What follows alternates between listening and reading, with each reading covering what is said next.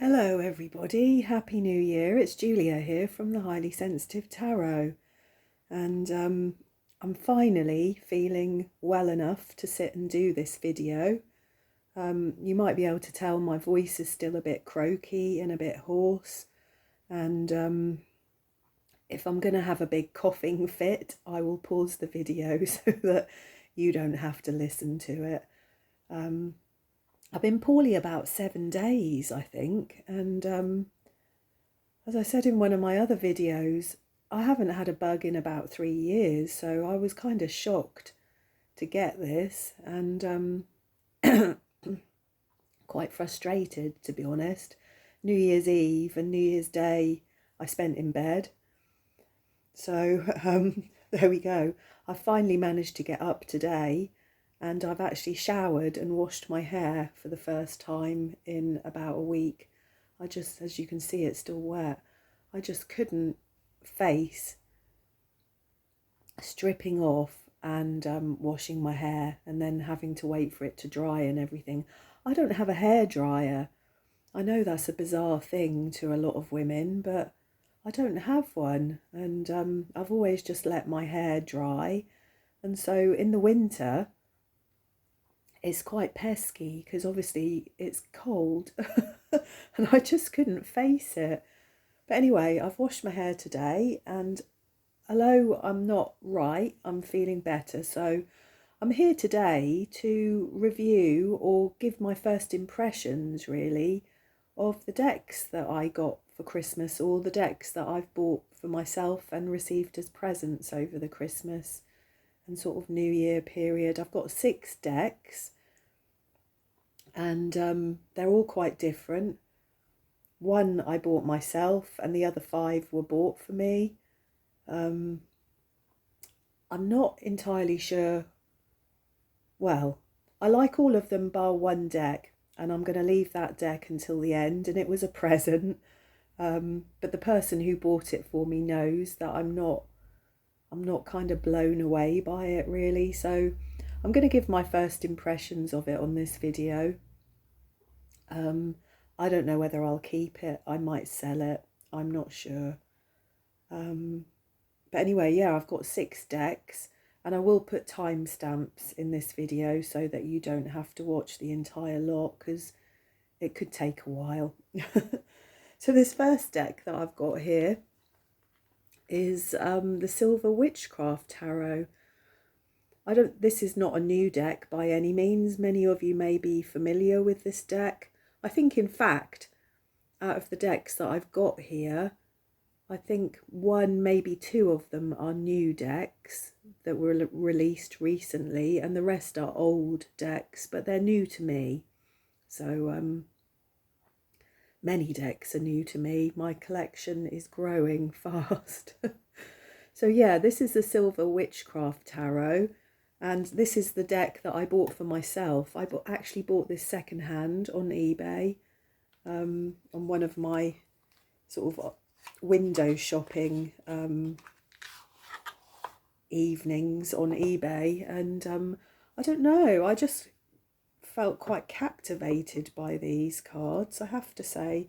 They're by Low Scarabo, and I think, oh, I left one in there, and I think the copyright for these, if I remember rightly, was 2014.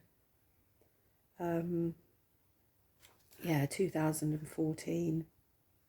So this deck is by where are we? Barbara Moore. The instructions are by Barbara Moore, and the artwork is by Franco Rivoli. Franco Rivoli? Yeah. But these cost me about £13, I think, on eBay secondhand, and I was really, really pleased with that, to be honest. Comes with the usual little guidebook here that's got enough information in it for me. It says, the spiritual world and magic are not separate from us.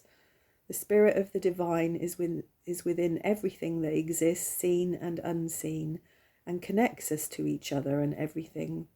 We are spiritual beings on this earth having a human experience. Well, I agree with that. In the Silver Witchcraft Tarot, the numbers show the cycle of the year through the traditional pagan holidays and the progression of numbers. These are metaphors that can be extrapolated, blimey. That's a word, isn't it? Extrapolated to any situation, regardless of time of year. Here are the number associations for the Silver Witchcraft Tarot, along with some traditional meanings from numbers. Oh, okay. So in this deck, we've got number 1 is the Self. Number 2 is Yule, which is the winter solstice. Number 3 is Imbolc. Number 4 is Ostara. Number 5 is Beltane. Number 6 is Letha, which is the summer solstice. Number 7 is Lammas. Number 8 is Mabon. Number 9 is Samhain. I've probably said that wrong, haven't I? Do you know, I always get the pronunciation of that word wrong. And number 10 is the Universe. Okay, so the cards themselves, let's have a little look at them. They're really cute little cards, actually. I really do like Lo Scarabo for the size of their cards. I think they fit nicely in my hand. And these are nice cards. They slide nicely. They feel like they will shuffle nicely. I like them very much. So let's have a look at some of them. I'm sorry I'm doing the video this way, but I just could not be faffed with getting my tripod-y thing out and attaching it to the table and trying to get it in the right position and all of that business. So that's why we're doing it this way. Anyway, the Fool. They're really nice, aren't they? I really like the artwork. I think that they're very simple. I like the colours very much. Everything really sort of pops out at you in the colours. There's some beautiful blues and greens. Then look at this High Priestess. That's beautiful, isn't it? I think the colours actually go pretty well with the cards as well, because I do like to see that. The Emperor is very nice. So you can see all the usual kind of symbology is here that we would expect to see in a kind of Rider-Waite-Smith base deck, because I think that's what this is. I've not looked at it hugely so far, but that was my feeling when I flicked through it. But aren't they lovely? They're just, it's really simple images, I think. Look at this, look, for the Chariot. There's a baby in there. Bless. It's like really the start of a journey, isn't it? It's lovely. Strength. I love how his hand is just on the lion's head there gently. That's really nice. The Hermit. The Wheel. That could be the what are they called?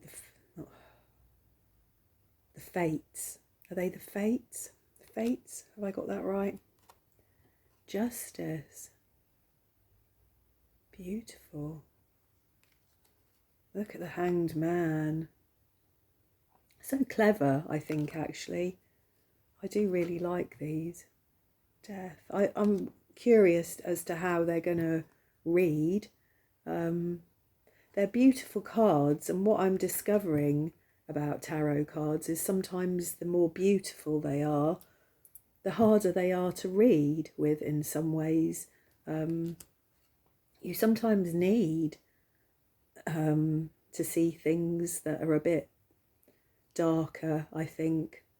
We need to see the shadow side of cards, I think, often, because that's realistic, isn't it? That's realistic. None of us live a life that's in light all of the time. It's interesting, isn't it? We've got just the feminine with the moon and a masculine with the sun. Just really, really simple, really, really nice images. I really like these very much. The world. And we've got chalices as cups. Really simple. Look at that, look, that's beautiful, isn't it? Really, really like these. The Four of Cups. Let's have a look. I don't want to go through every single one of these cards. Let's see if I've got any of my favourites here. If I've got 6 decks to read out, I think my voice is going to go before I end up showing you them all. The Pentacles. So that's really nice, actually. With the Pentacles, we've got a lot more green coming in. Isn't that stunning? The green against the blue. I do like these. The Four of Pentacles, that's a nice version of it, because usually we just see somebody hanging on to a coin, don't we, for dear life. Five of Pentacles, that's an interesting card, isn't it? Connected to the coin, and there's a rabbit in between them. See, I'm going to have to really study these cards, I think. I'm going to have a really good look at these cards. That's what I wanted to get to. The Nine of Pentacles. This is Virgo, isn't it? And I love this Nine of Pentacles card. You usually see a woman in a beautiful garden surrounded by flowers and birds and things. And this is nice. It's nice. So, what else have we got in the swords? The swords, we've got some yellow coming through, so that's really nice. That's good, I like that. How gorgeous is that? These are beautiful cards.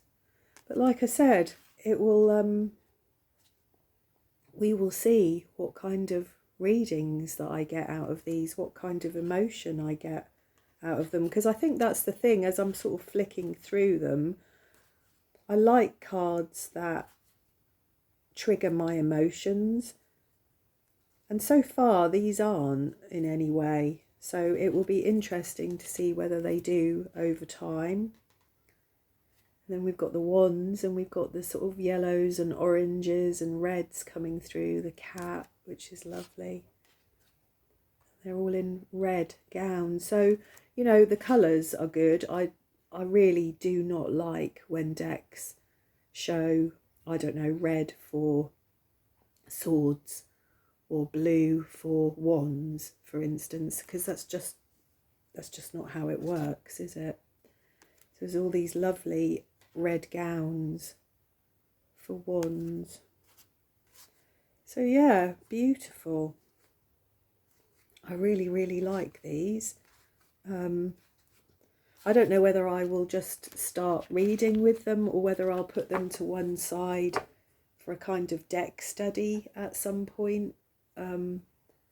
At the moment I'm working on the Tarot of the Abyss deck, and I've already got another deck lined up for February to work on, so I'm not really sure, but I do very much like these. I like how they feel in my hand.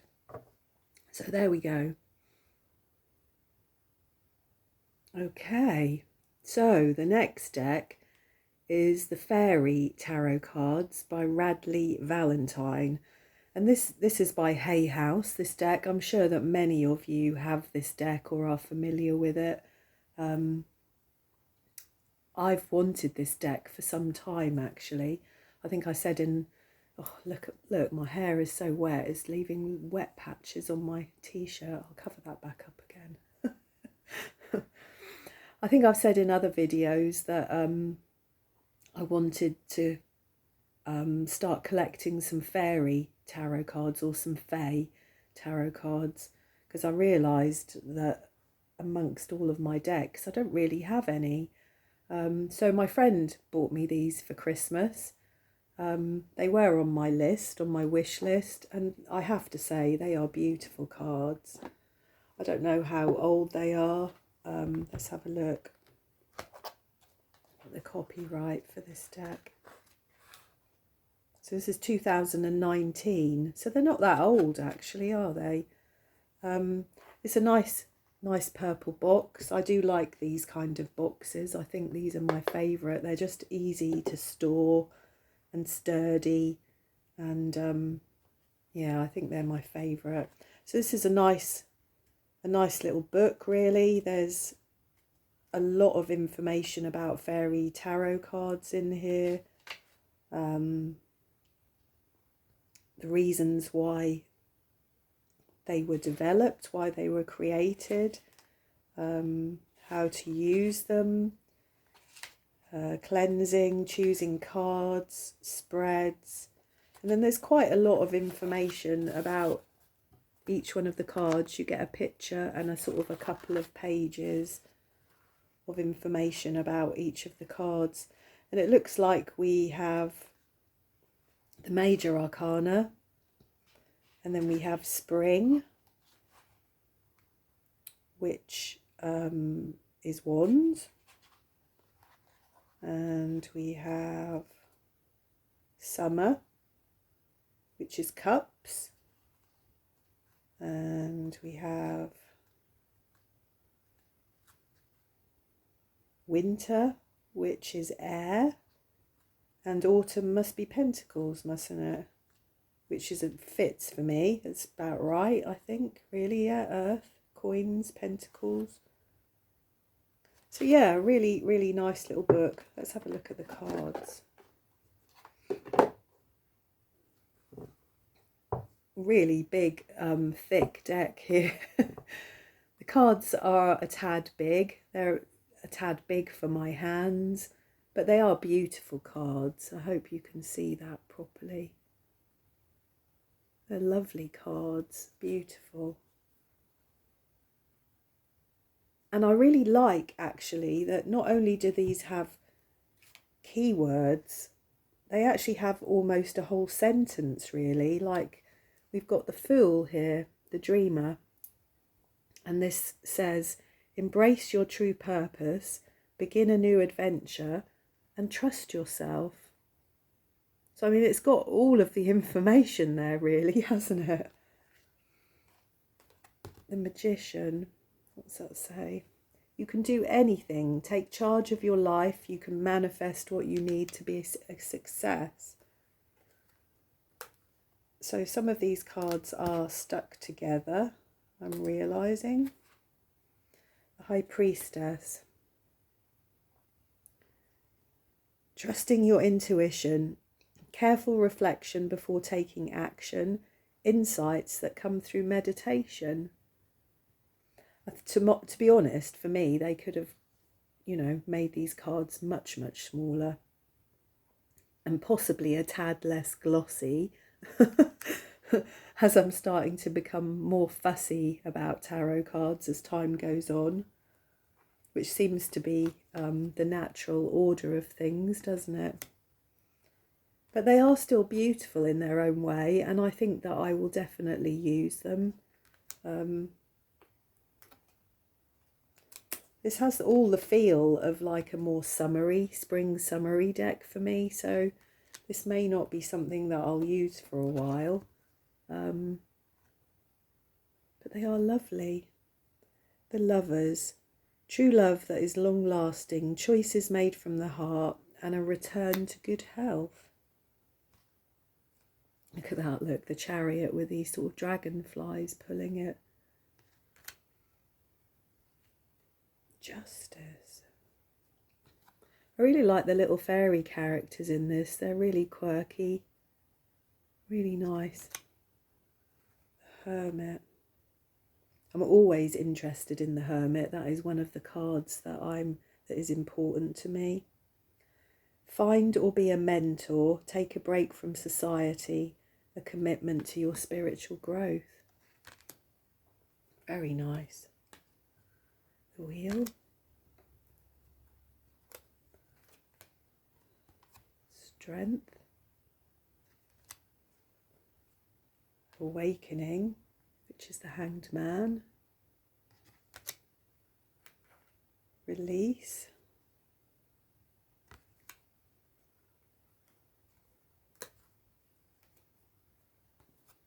Balance. Ego. Life experience. Life experience is the Tower, obviously. Let go of belief systems that no longer work for you. An important life-changing event, a situation that leads to significant opportunities. The Star. The Moon. Wow, look at the unicorn here in the sun. I really like that.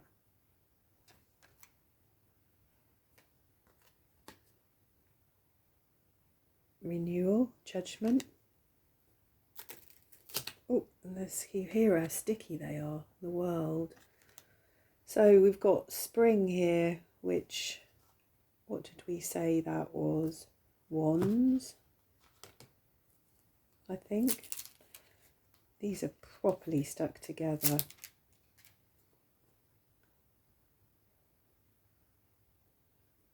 So I think they must be wands, mustn't they? And they're all kind of brown, which is really, really nice for wands.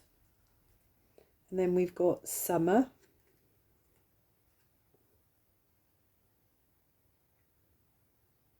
Which to me is Cups. I think that must be Cups, mustn't it? They're really lovely, aren't they?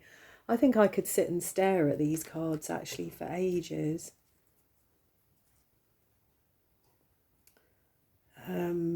We've got Winter, which are swords. Really nice. There's so much detail actually in these cards. Like I said, I think even though this deck could actually easily be a beginner's deck, I think that over time, I think you could quite get lost in this deck, even if you're a seasoned tarot reader in many ways. And then we've got Autumn, which is the Pentacles or the coins. So yeah, really, really pleased with this deck. They're lovely. Again, I don't know whether I shall just start to read with them at some point or whether I will use them for a deck study and look at them a bit more in depth. I possibly will, because I think these have a great emotional quality to them, which I really enjoy. So yeah. Okay, so the next deck again was bought for me by my friend, and this deck came with the Tarot of the Fairies by Radley Valentine.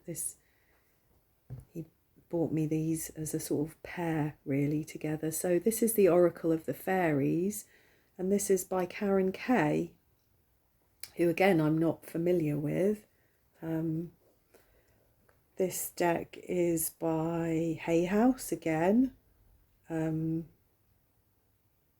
The artist for these cards, it looks like, was Ginger Kelly, and the creator is Karen Kay.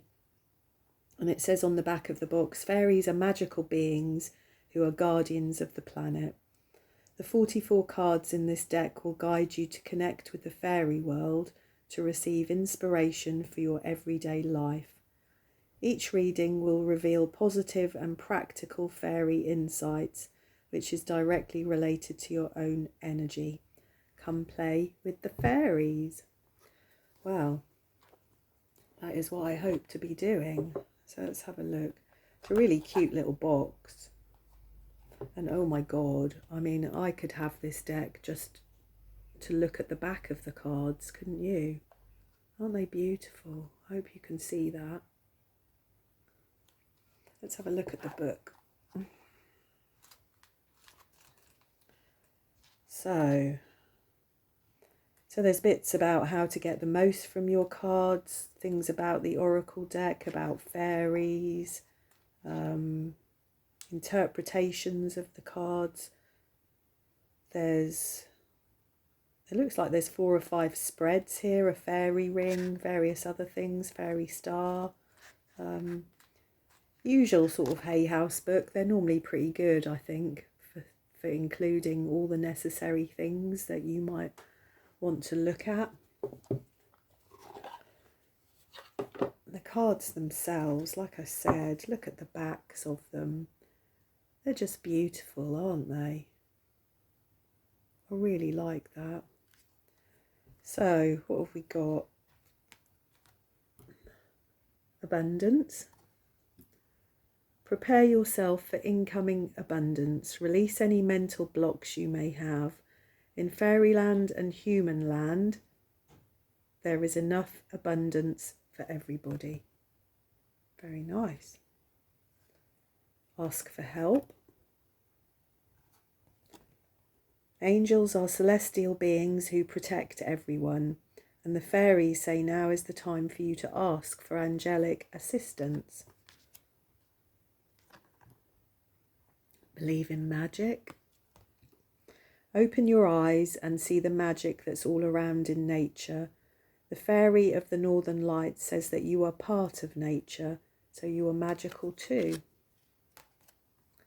Celebration. That's nice. Come together. Again, these cards, there's just actually so much detail in them that I think that you could sit and kind of stare at them and get lost for long periods of time. Certainly I could. Find balance. I like how they're real people here as well, almost, that have sort of been turned into fairies.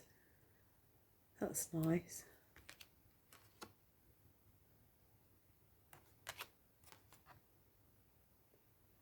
I think what I'm going to do is I'm going to give them a little shuffle. I say a little shuffle, that will be a little shuffle. Because again, these are big cards. You hear it over and over again, don't you, tarot readers, saying, I love these cards, but they're so big.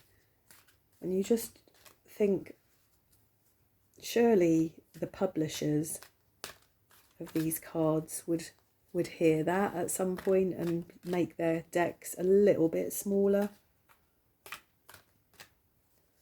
I don't know. I'm rubbish at shuffling big decks. I just can't seem to get my hands to work, so let's choose one. So we got moon energy. Let's have a look at that. Moon energy. Moon energy, there we go. So it says, surrender to the natural ebb and flow of life. We're all affected by the moon, whether we realise it or not. Perhaps you feel especially tuned into the moon cycles right now. The fairy of moonlight often appears when we have too many thoughts or are feeling confused. You can call on this fairy to take away any concerns or to inspire you to come up with solutions to the challenges you face. Working in harmony with the moon can enhance any efforts you're making to manifest something in your life.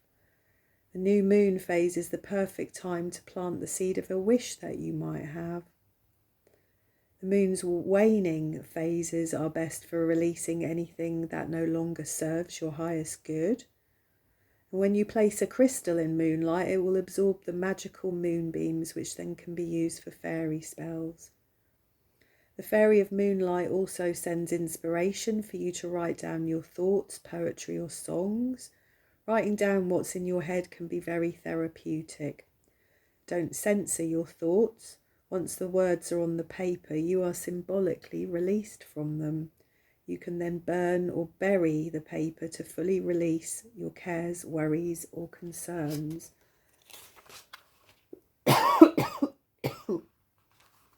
Ooh, my throat's getting seriously tickly. So yeah, that's really nice, isn't it? Really nice practical advice there, really. You wouldn't think so by looking at the card, but basically this is just telling you how to get help for your procrastination or your overthinking or your negative thought patterns. So that's really nice. Really quite like this little oracle deck. So I'm sure that this will get used, particularly with my fairy tarot deck, I'm sure.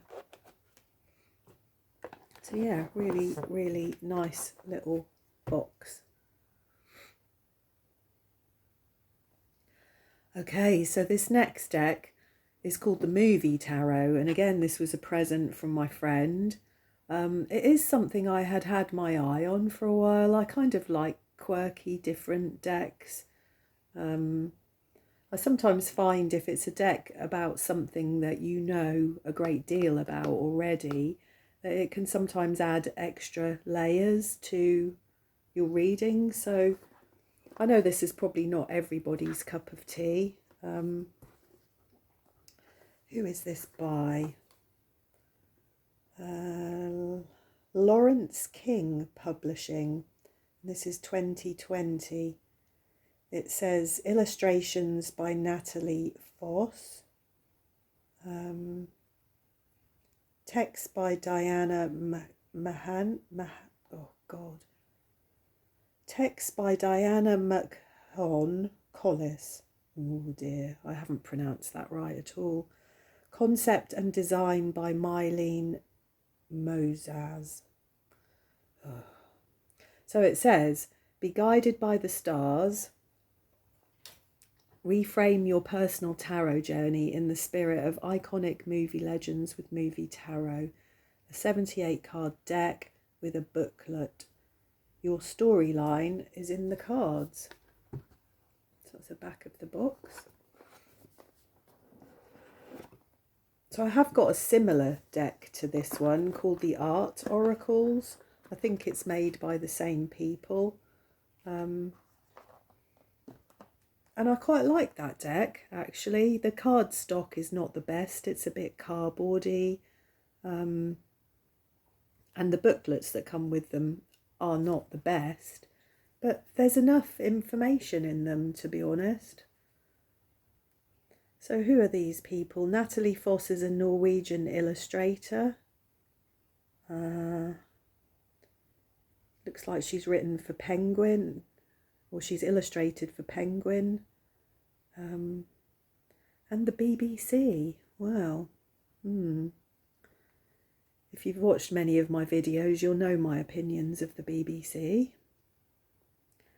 I'm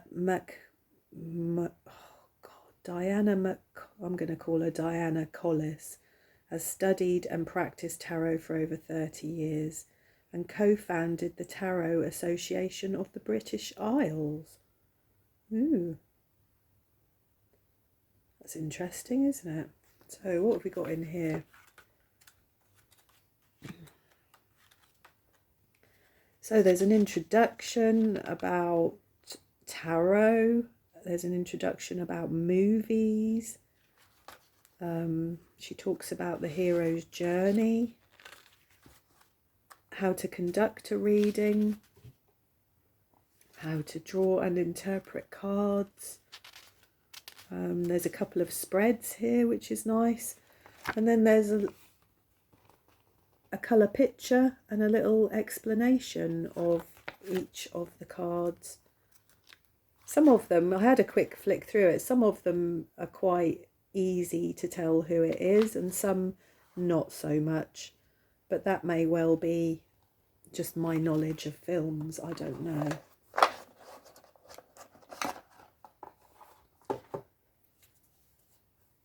Like I said, the cards are a tad big and a tad thick, really. I don't know how to describe them. They're, as you can see, they sort of don't flex well, which makes me think they're a sort of a bit cardboardy, but that's probably the wrong word to describe them. This is the back of the deck, just very simple. And then the front, and so we've got, I'm pretty sure that is Forrest Gump, isn't it, as the Fool? The Magician. See, I don't know who that is. I'm going to have to open this up and have a look. Who is that? Matt Damon in The Martian. Wow, I would not have got that.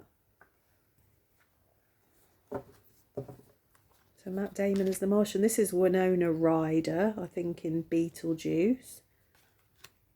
Elizabeth Taylor as Cleopatra. You can kind of see that there, I think. That is Al Pacino in Scarface. You can definitely see that there. The Hierophant is Marlon Brando, isn't it? I think in The Godfather. And the Lovers, we've got the gorgeous Heath Ledger here from, what is that, Brokeback Mountain. We've got Russell Crowe there from probably Gladiator, I expect. That looks like Clint Eastwood, doesn't it, from something or other. That looks like Meryl Streep, but I'm not sure. That's the professor from Back to the Future, isn't it? Can't remember.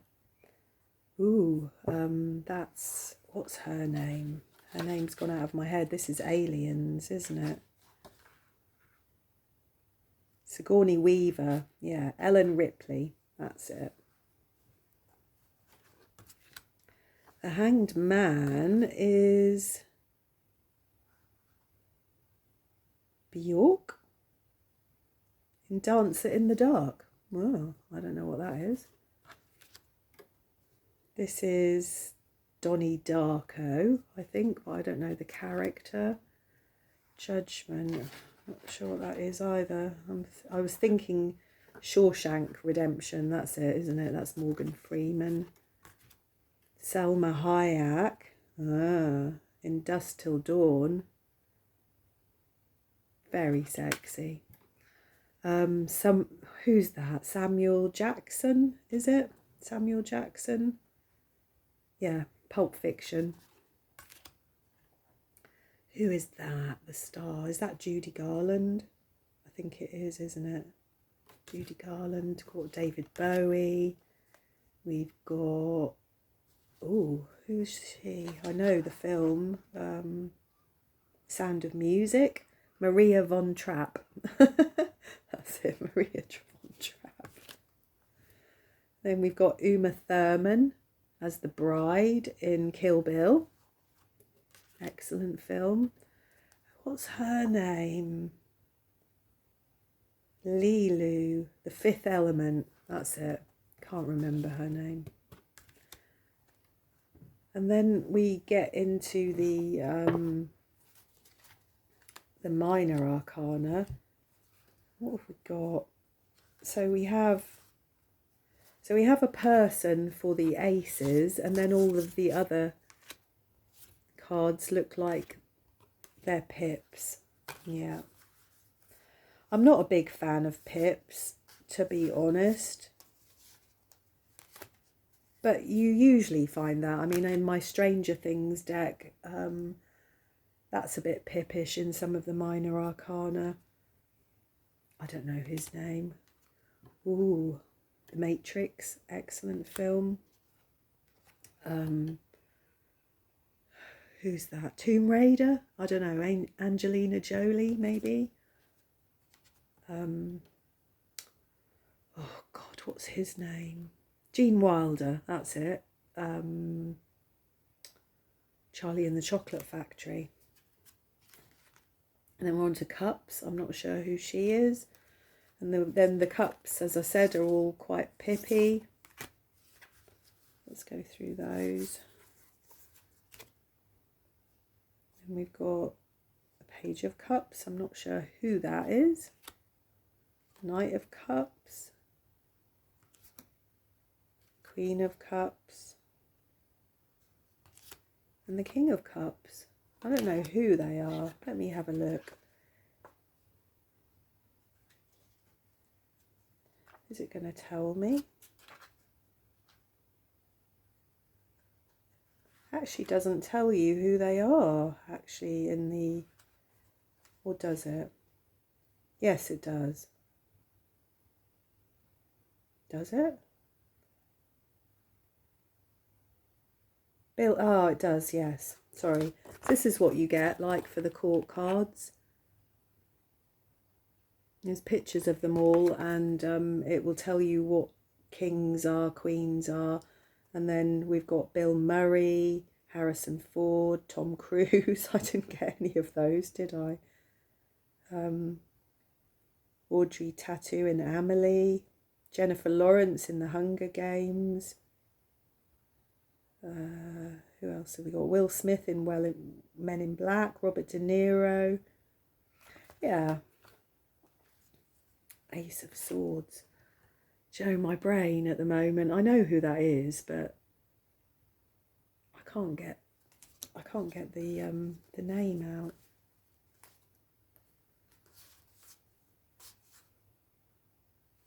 There we are. There's Tom Cruise. Look. It looks like we've got Bruce Lee as the Ace of Wands. That's a good card for Bruce Lee, isn't it?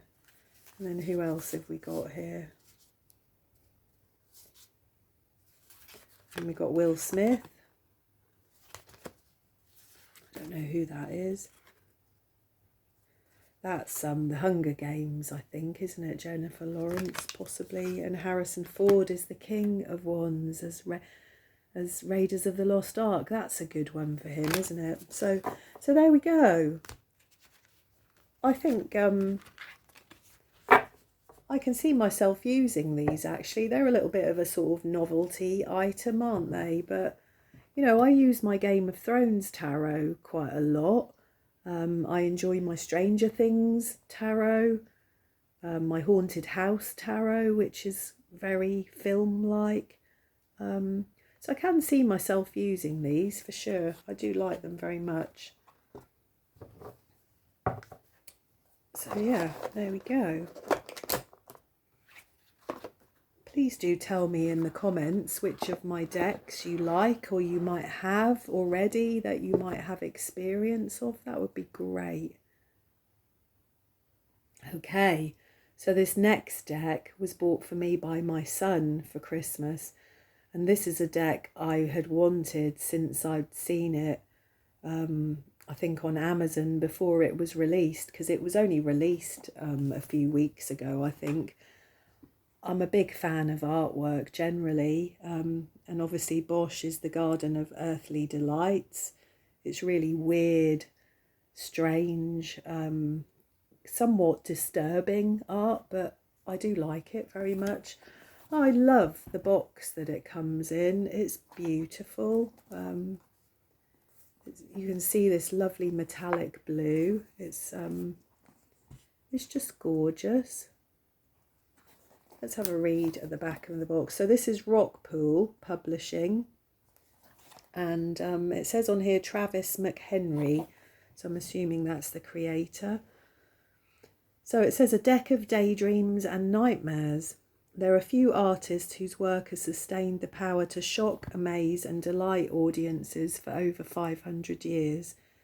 But anyone who views the Garden of Earthly Delights will surely experience all three emotions at once.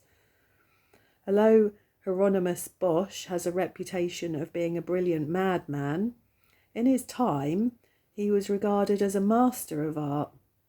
His unique dreamlike style led him to be crowned the first surrealist in a period when the artistic consensus was one of realism.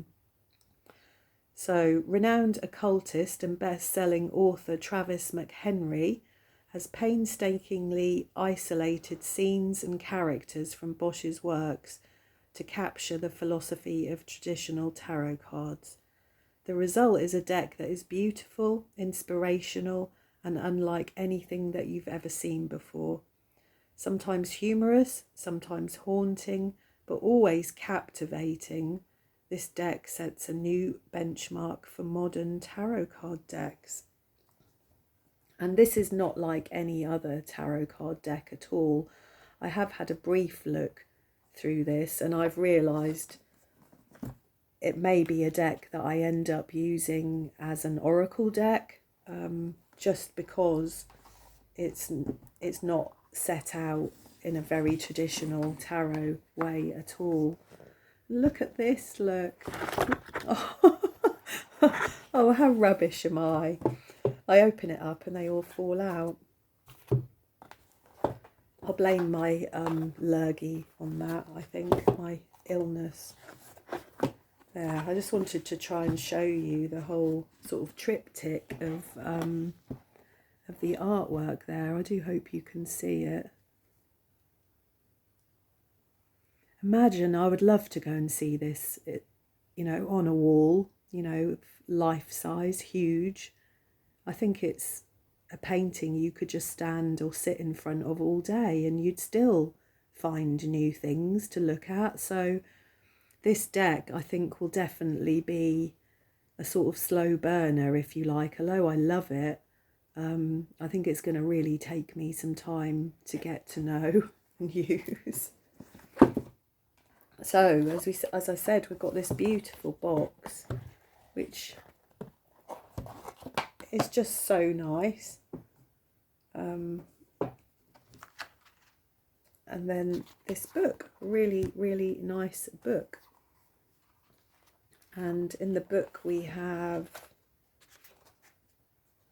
some spreads, the triptych spread.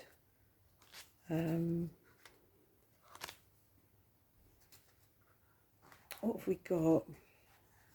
We've got a chart here of keywords of the major arcana, which is nice. And then on the other side, we seem to get sort of a full page and a black and, no, it is colour, and we get a full page and a little colour picture of each of the cards, which is really nice. Now, when I flicked through this before, I realised this is not set out at all like a traditional tarot deck. We've got all of the major arcana here. Some of them are called different things, but that's okay.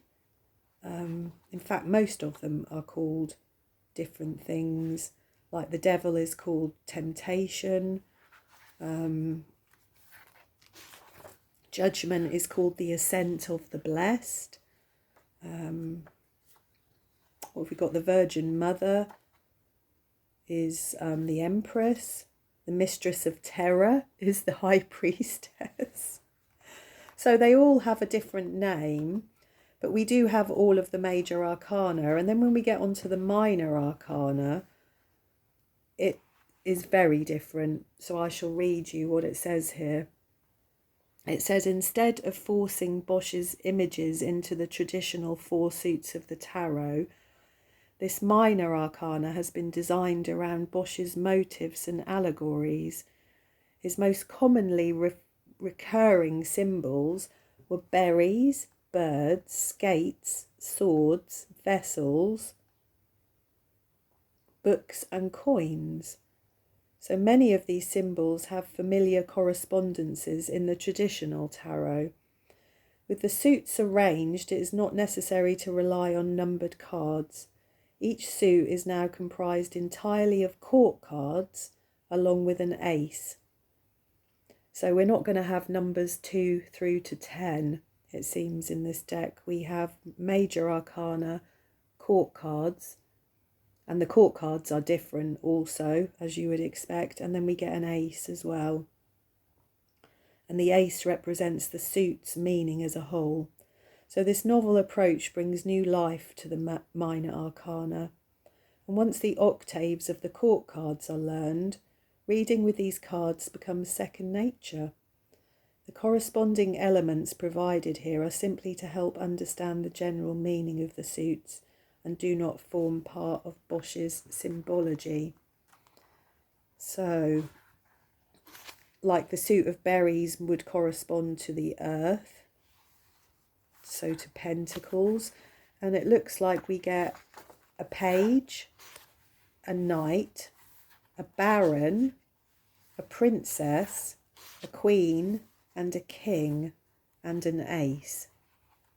And so we do with the suit of the birds, the suit of the skates, the swords, the vessels, and the books. The books correspond to earth and air. That's interesting. And the coins. And then at the end, we have the 7 deadly sins, which correspond to the element of fire. And they are to do with troubles and desires of the human condition. So we have the sin of wrath, lust, sloth, envy, gluttony, greed, and pride. At the end of the book, we've got an index of paintings and cards, which is really nice.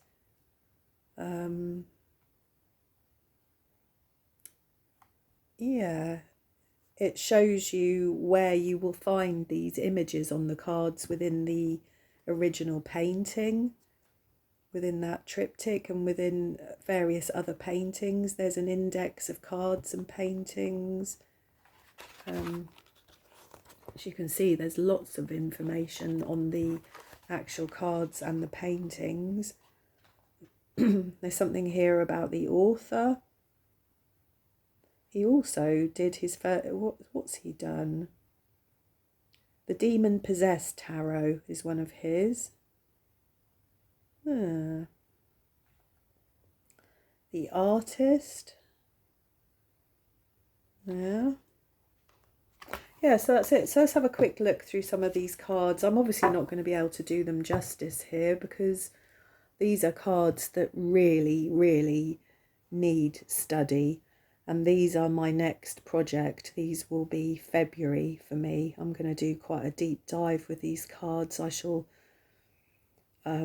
interview them, and I'll do a month's deck study with these cards because I really enjoy that. These are beautiful, aren't they? Look, they've got this sort of metallic blue gilding on them, which is just lovely. So we've got the Fool there, which is the Wayfarer.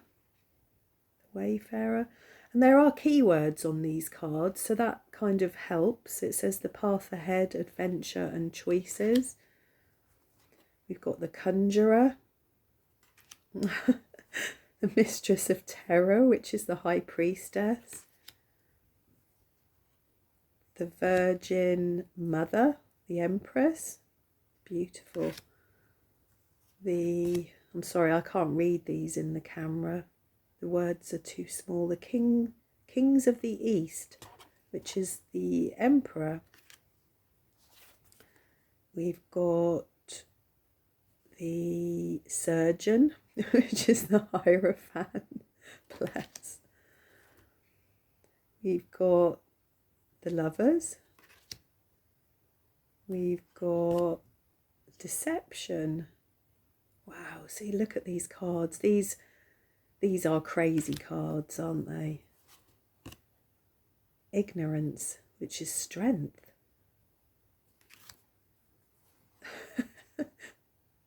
I'm going to really, really enjoy getting to know these cards. Look at this, look, that's brilliant. What's that? The Flower Pusher. Card number 12, the Barrel Boy. Oh dear. Card number 13, Death. Well, that's death, yeah. Paradise. Temptation. Yeah. I think we've got the Tower there, haven't we? The Dreamer. So as you can see, these cards are very dark. but beautiful also. So this is Judgment, isn't it? Look at that. I absolutely love that painting, or that bit of artwork. It's just glorious. Then we've got the World, and then, as I said, we've got the Court card. So we've got the Page of Berries. we've got the Knight of Berries. Wow. We've got the Baron of Berries. We've got the Princess of Berries, the Queen of Berries, and the King of Berries, and so on. And then we have an Ace, which represents the overall energy of that suit. And then we've got birds, the same thing going on with the birds.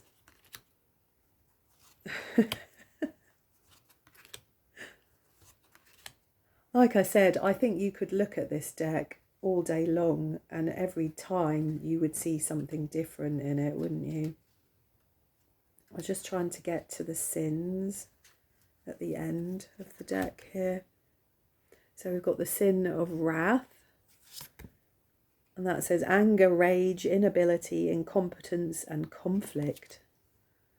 We've got the Sin of Lust. We know what that is. The Sin of Sloth, which is obviously laziness, sleep, tiredness, rest, envy,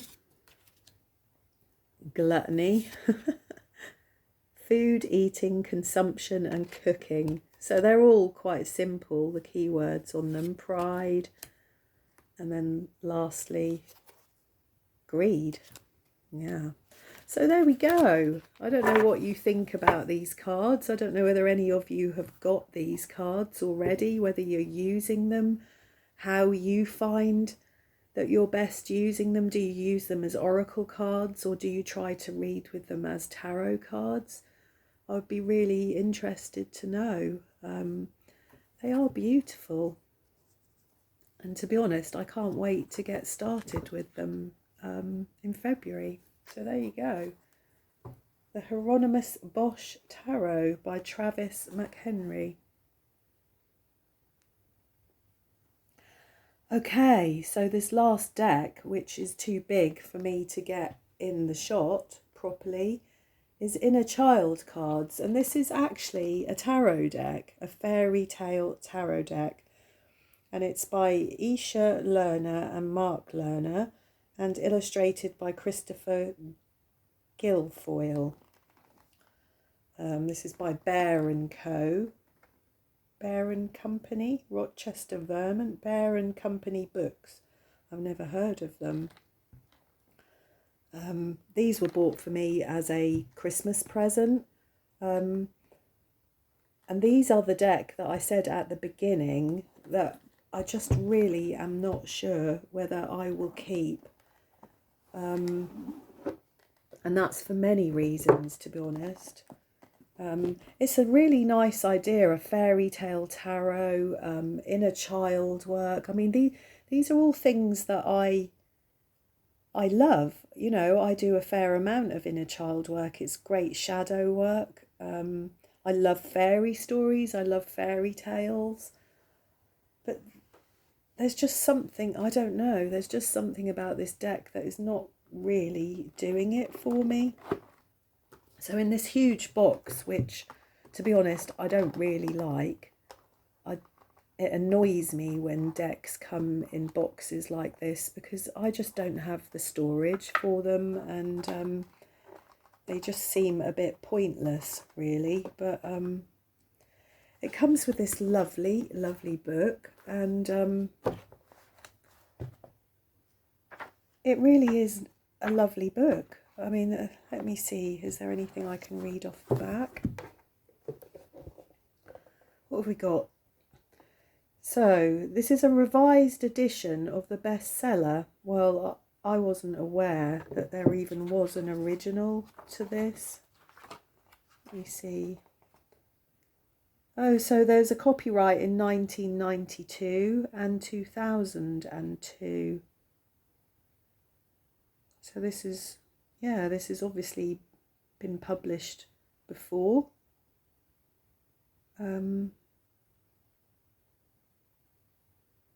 But yeah, this is a brand new edition of this deck by the looks of it. So it says the authors have accomplished nothing less than a symbolic miracle.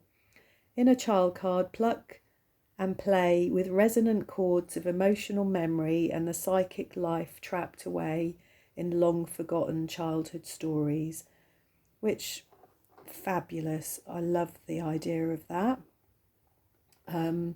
This divination system reawakens the child in all of us by gently helping us to interact with the world's most potent archetypes. Like Cinderella aligns with the Moon card. Sleeping Beauty parallels the Death card. Little Red Cap, which I assume is Little Red Riding Hood, stands for the Fool or the Innocent. Big Bad Wolf portrays the Devil. You know, they all, you know, that's all good so far.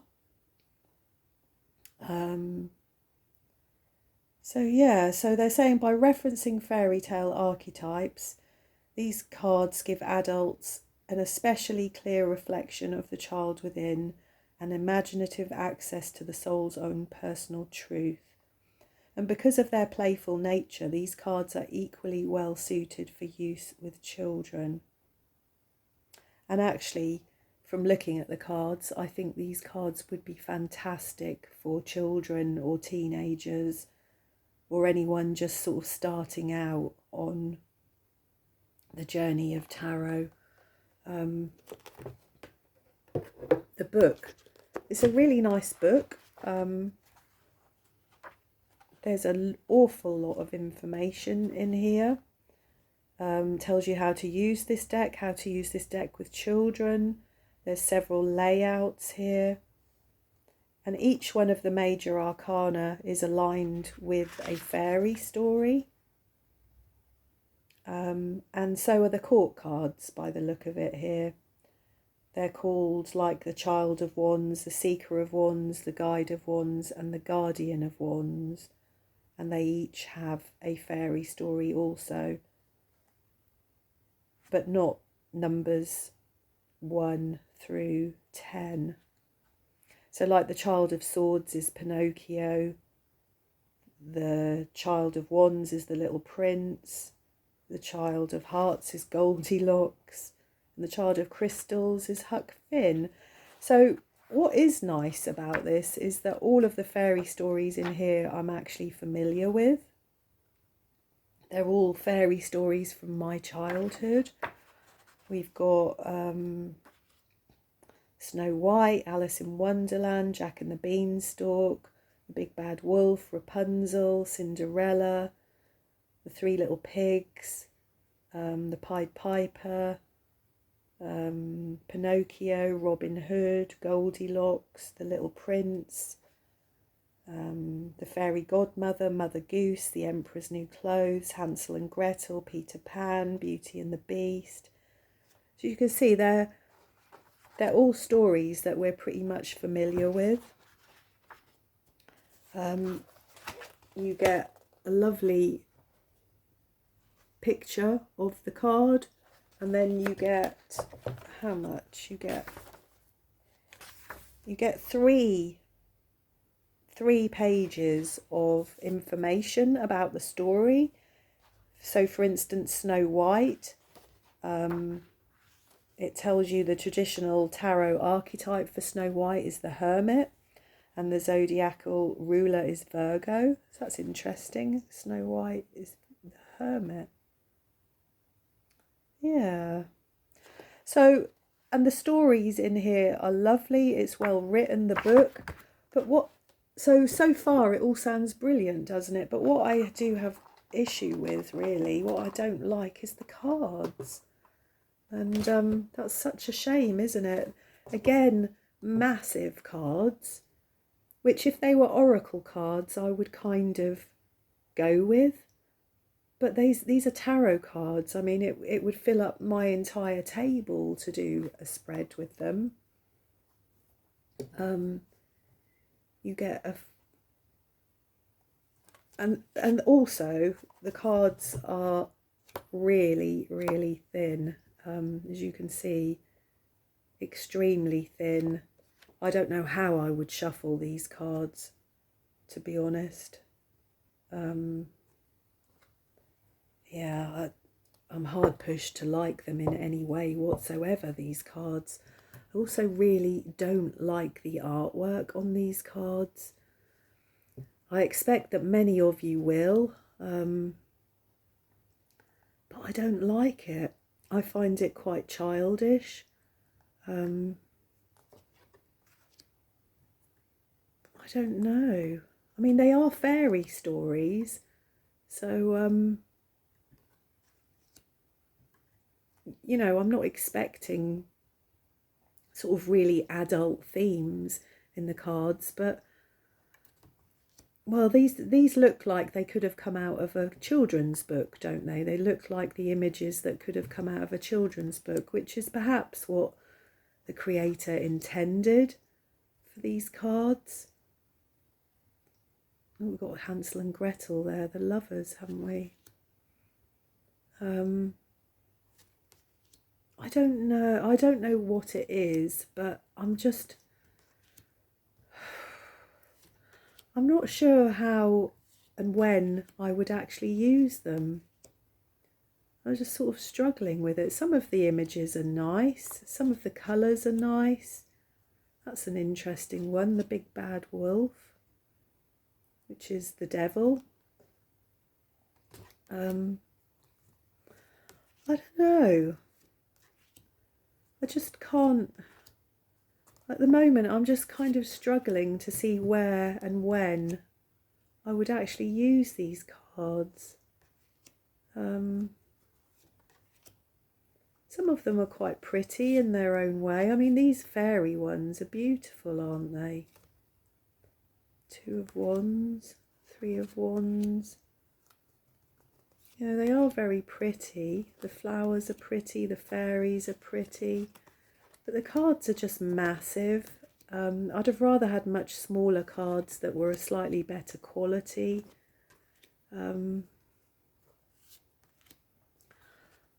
Like I said, I don't know. They may grow on me. I'm not going to sell them just yet because obviously they were a present, and my friend knows that I'm kind of feeling ambivalent about them, that I'm struggling to find things to connect with them over. So I'm probably not going to sell them just yet. I shall wait and see. I might even see if anyone else has done a video about these cards and see if I can get a different perspective on them, even to see if they feel any better. But yeah, I would really like to know, I'd really, really like to